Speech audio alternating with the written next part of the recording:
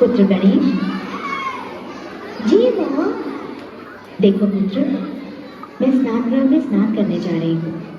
तुम द्वार पर बैठो और जब तक मैं ना कहूँ किसी को भी अंदर मत आने देना। जो आज्ञा माते, मैं किसी को भी अंदर आने नहीं दूंगा। आप निश्चिंत होकर स्नान करें। कहीं खेलने में भूल कर नहीं जाओगे? नहीं माँ, आप चिंता ना करें।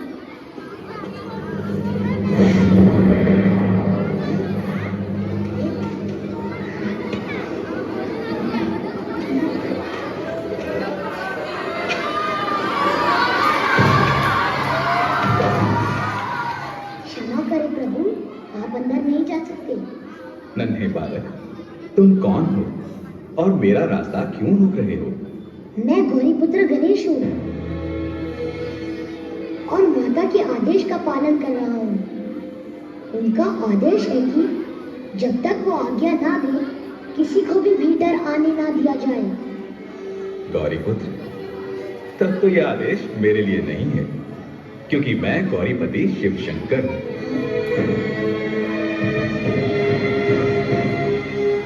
द्वार से हट जाओ बालक। कदापि नहीं। जब तक माँ आज्ञा नहीं देती मैं किसी को भी भीतर जाने नहीं दूंगा। जिद मत करो नादान बालक, सामने से हट जाओ। ये असंभव है। देखो, तुम मेरे क्रोध को नहीं जानते। रास्ता छोड़ो, वरना परिणाम अच्छा नहीं होगा। परिणाम चाहे जो भी हो, सूर्य पश्चिम से निकल सकता है, चंद्रमा अपना मार्ग बदल सकता है, पर मैं अपने धर्म के मार्ग से नहीं लग सकता। मूर्ख बालक! शांत शांत प्रभु, छोटा सा बच्चा है, इसे मैं समझा बुझा कर हटाता हूँ। समझाने से ना माने तो जबरदस्ती हटा दो।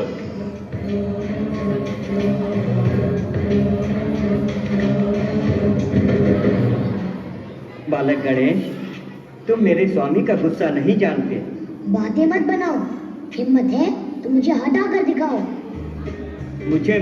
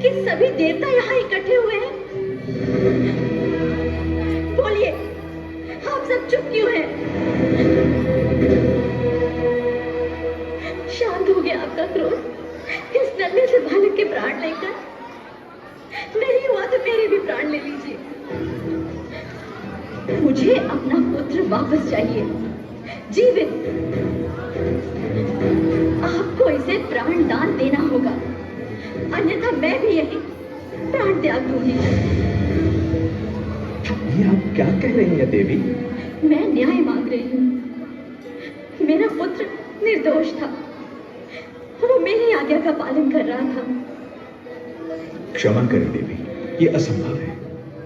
तो मेरा जीवित रहना भी असंभव है। यदि इसी समय मेरे पुत्र को पुनर्जीवित नहीं किया गया तो मैं भी प्राण त्याग दूंगी। आपने क्रोधवश अपने ही पुत्र का वध कर दिया भोलेनाथ। अब आपको देवी पार्वती का आग्रह स्वीकार कर बालक गणेश को जीवन दान देना ही होगा, अन्यथा उनकी क्रोध की अग्नि सारी सृष्टि को तहस नहस कर देगी।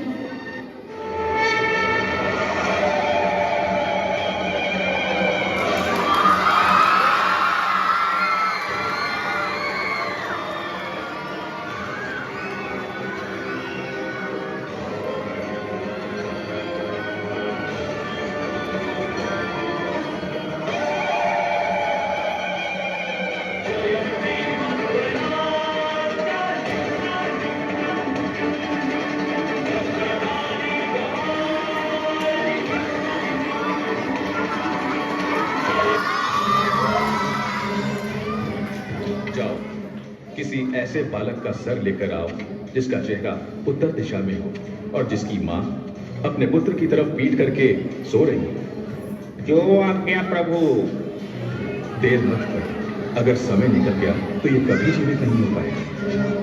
जो आज्ञा, चलो।